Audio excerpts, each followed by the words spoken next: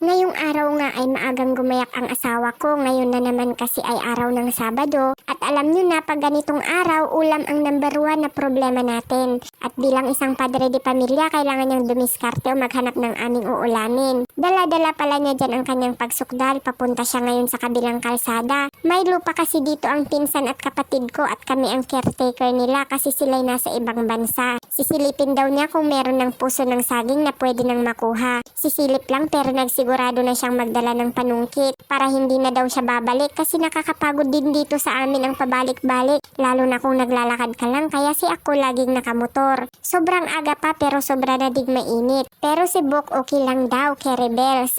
Pagdating nga niya ay sobrang nasamok. Wala na kasing time na maglinis dito dahil sa busy din kami pareho sa kanya-kanya naming trabaho. Pero okay na lang din, at least tuloy-tuloy ang saging na dumarami. Kaya napakagandang magtanim ng saging dahil laging nanganganak. Namumunga kaya pag marami kang tanim, pwedeng-pwede nang magsiting pretty. Mapadahon, bunga, kinubak, pwede mong ipagbili. Basta ba ang isip at puso mo ay maging negosyante. Depende na yan sa iyong diskarte. Basta ang ulam namin today ay puso ng saging.